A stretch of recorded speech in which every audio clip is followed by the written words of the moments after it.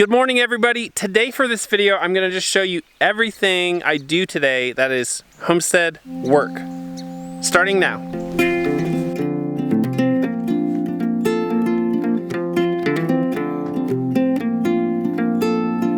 The boys are fertilizing these greens with fish fertilizer, and they're just pouring it down each line with a pretty concentrated fish fertilizer, and then we'll water this bed when we're done. Pull out those raspberry plants.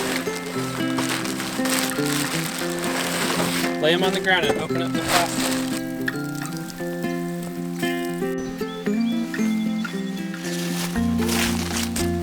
We're going to put one in the middle here.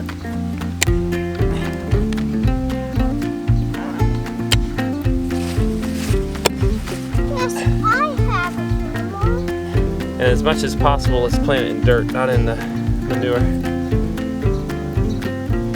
And then just make sure that if you have lots of roots, make sure they get spread out. So we want soil around the plant as much as possible. All the raspberries are in, and 2 elderberry plants. Raspberries, elderberries at the bottom. Justice is watering them, and then it's breakfast time. We got the dirt baby, we're gonna go eat breakfast. You're a dirt baby. We're checking the cow for subclinical mastitis, so I've got these 4 jars to take samples from each of her quarters. To the barn to milk.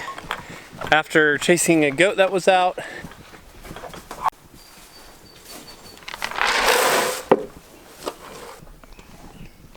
Here's my right back, left back, her left front, and her right front. Now we'll just finish milking out her backside.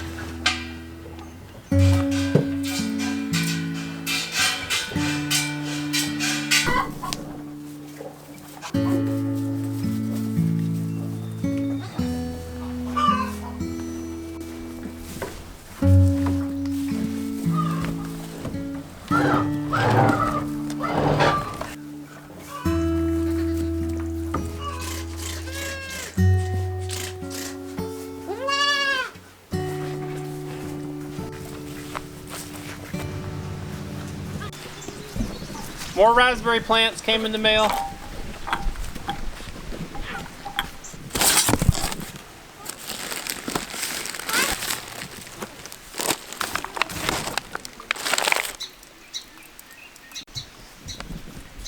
We have 4 triple crown blackberries, 3 black gem blackberries. I can't pronounce these. Uachita blackberries. 6 double gold raspberries, and 4 heritage raspberries. These plants we will not be planting today. They have to be hardened off, which means introduced slowly to direct sunlight. They've probably been grown in a greenhouse or under shade cloth, and you can kill them if you just put them straight out in the sun. So we'll let them get about 2 or 3 hours of sun today and each day for the next couple days, and then we'll plant them out. Next, it's time for a quick herbal orientation for this guy who might be sent to run herb errands for cooking. So you know green onions, right? Pay attention now, okay? Ready? Cilantro. This one's dill. If she wants dill, that's what she wants. This is chives. It's kind of like onions, but it's like tiny onions. Oregano. This is called oregano. This is called thyme. This one is called sage. This one is summer savory. She wanted oregano. When we send you out to get herbs, take scissors and just clip off little pieces like that, okay? We're using this portable somatic cell count kit to detect subclinical mastitis. Now, I didn't tell you why we're doing this.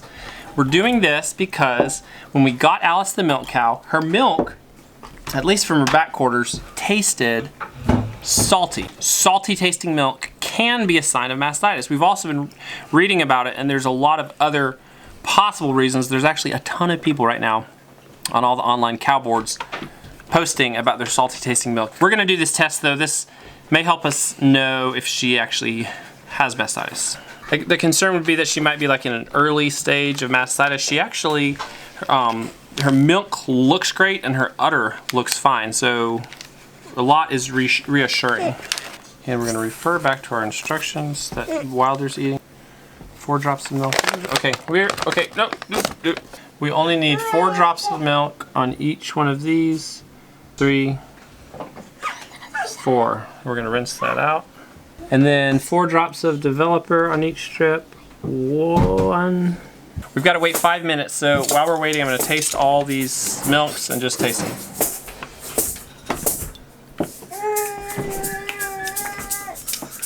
Twinkle, stop touching me. The left back, salty. The right back tastes really good to me. Right front tastes good. Left front tastes good. They all taste good. The left back though tastes bad. Here's the test results. Left front is white, right front, right back, and then here is the left back.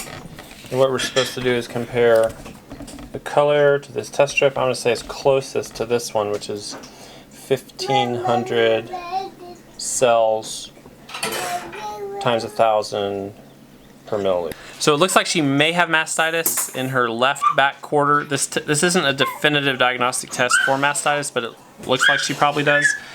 So we have some learning to do about treating mastitis. We're doing everything right now. We're milking her out, that back left quarter especially, and her milk actually looks good. It's not chunky or gloppy or anything. This is by far my least favorite thing that we do around here.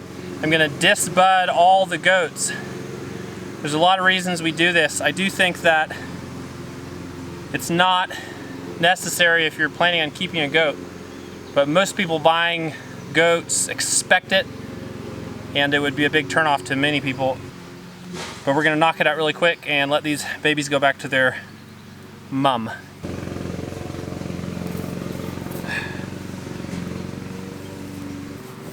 All right, you're done. Let's get you back to mommy. Now it's Lucky's turn. Poor little lady. Sorry, girl. And now it's Molly's turn. Sorry, lady. All right, she's done. These babies, they're not gonna probably let me get close. They're gonna say, "We remember what you just did to us." Hey guys, you're little burned heads. You guys are cute. And that should be the last disbudding I have to do this year. That calf is polled, and we don't have a name for her yet, that calf. And this guy, you can see his horns. I'm gonna let his horns grow though. I'll tell you why, because he's gonna be beef within a year. He's a good sized 2-month-old calf. He's gonna be beef within a year. We don't have to sell him.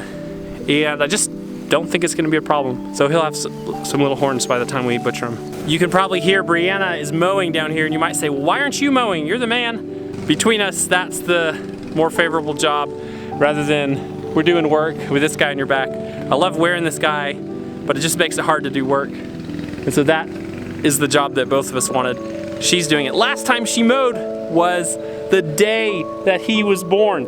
I'm gonna link that video right up here. I never get it right. I'm gonna link that video right up here.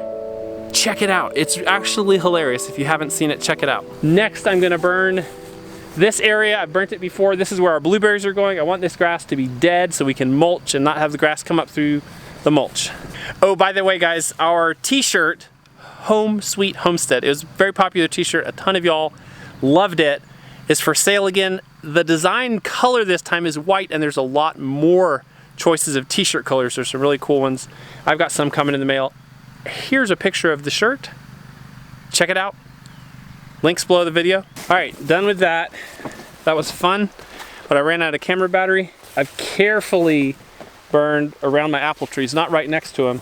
Hey, how's mowing going? Good. I need you to, well, I'm embarrassed to ask. Inside this box are fence posts, pigtail fence posts for rotational grazing. We've been wanting to actually rotationally graze our pasture forever, and we're just now getting the equipment where it's actually feasible to do it. Pigtail. Oh. Well, that was easy, huh? Well, folks, it's 5:30. I didn't get done everything on my list. Actually, I was hoping to rototill the garden today, but there was a lot of goat chasing you didn't see, unfortunately. I fixed that. There was a hole in the fence, basically, where the Buck was squeezing out through the fence, and he got out, I think 4 times. He took 1 bite off a cherry tree. Oh, bad Buck. Bad Buck. This has been another great day in the homestead. We'll see you in another video Yeah, soon. it's just go, go, go around here right now. Sweet Homestead shirt. Yeah, don't forget to get your Home Sweet Homestead shirt. And it actually looks sharper than that because it's in white now, and that white just pops on all the colors. I need to order myself a I'm done. Hemo. Bye-bye. Me too.